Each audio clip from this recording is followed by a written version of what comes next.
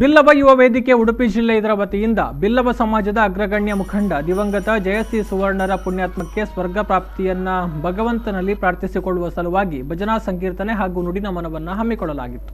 ಬನ್ನಂಜೆ ಬಿಲ್ಲವ ಸೇವಾ ಸಂಘದಲ್ಲಿ ಕಾರ್ಯಕ್ರಮ ನಡೆಯಿತು. ಈ ಮೂಲಕ ಅವರಿಗೆ ಶ್ರದ್ಧಾಂಜಲಿ ಅರ್ಪಿಸಲಾಯಿತು. ಬಿಲ್ಲವರು ವೇದಿಕೆಯ ಗೌರವಾಧ್ಯಕ್ಷರಾದ ದಿವಾಕರ್ ಸನಿಲ್ ಅವರು ದಿವಂಗತ ಜಯಶ್ರೀ ಸುವರ್ಣ ಅವರು ಮಾಡಿದ ಸಾಧನೆಯ ಬಗ್ಗೆ ಮಾತನಾಡಿದರು.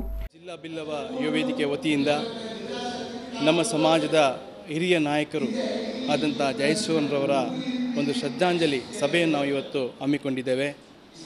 ಈ ಶ್ರದ್ಧಾಂಜಲಿ ಸಭೆ ಉದ್ದೇಶ ಏನಂತ ಹೇಳಿದರೆ, ಒಂದು ಭಜನೆಯ ಮೂಲಕ ಅವರಿಗೆ ಒಂದು ಭಜನಾ ಸಂಕೀರ್ತನ ಮೂಲಕ ಅವರಿಗೆ ಒಂದು ನಮನವನ್ನು ಸಲ್ಲಿಸುವಂಥ ಕೆಲಸವನ್ನು ನಮ್ಮ ಇವತ್ತು ಯುವ ವೇದಿಕೆ ಮಾಡಿದೆ.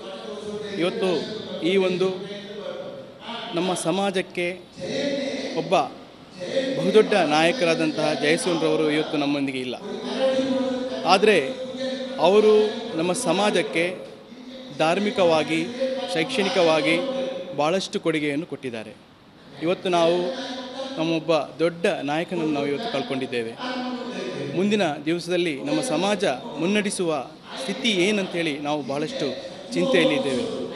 ಇವತ್ತು ಆ ದೇವರು ಅವರಿಗೆ, ಆ ಕೋಟಿ ಚೆನ್ನೈಯರು, ನಾರಾಯಣ ಗುರುಗಳು ಅವರ ಒಂದು ಆತ್ಮಕ್ಕೆ ಶಿರಶಾಂತಿಯನ್ನು ಕೊಡಲಿ ಎಂದು ಇನ್ನು 103 ಶಾಖೆಗಳಾಗಿ ಇವತ್ತು ನಮ್ಮ ದೇಶದ ಒಂದು ಅಗ್ರಗಣ್ಯ ಸಹಕಾರಿ ಸಂಸ್ಥೆಯಾಗಿ ರೂಪುಗೊಳ್ಳುವಲ್ಲಿ ಮತ್ತೆ ನಮ್ಮ ಸಮಾಜದ ಹಲವಾರು ಜನರಿಗೆ ಒಂದು ಉದ್ಯೋಗ ಅವಕಾಶಕ್ಕೆ ದಾರಿದೀಪವಾಗಿ ಆ ಸಂಸ್ಥೆಯನ್ನು ಅವರು ರೂಪಿಸಿದ್ದಾರೆ. ಹೀಗೆ ಹಲವಾರು ಕಾರ್ಯಕ್ರಮಗಳನ್ನು ಸಮಾಜಕ್ಕೆ ಕೊಟ್ಟು ಒಂದು ಸಮಾಜದ ಬಗ್ಗೆ ಹಗಲಿರುಳು ಶ್ರಮಿಸಿದವರು. ಇತ್ತೀಚೆಗೆ ಕೊನೆಯ ಭೇಟಿಯವರನ್ನು ನಾನು 2 ದಿವಸ ಕಂಟಿನ್ಯೂ ಆಗಿ ಗೆಜ್ಜೆಗಿರಿ ಒಂದು ಕ್ಷೇತ್ರಕ್ಕೆ ಭೇಟಿ ಆಗೋದಕ್ಕೆ ಅವಕಾಶ ಆಯಿತು.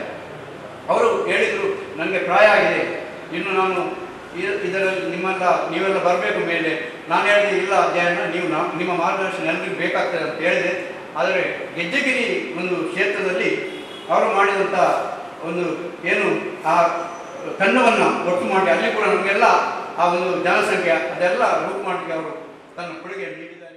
ಸಂದರ್ಭ ಜಾನಪದ ವಿದ್ವಾಂಸರಾದ ಬನ್ನಂಜೆ ಬಾಬು ಅಮೀನ್, ಬಿಲ್ಲವ ಸಮಾಜದ ಮುಖಂಡರು, ಬಿಲ್ಲವ ಯುವ ವೇದಿಕೆಯ ಪದಾಧಿಕಾರಿಗಳು ಉಪಸ್ಥಿತರಿದ್ದರು.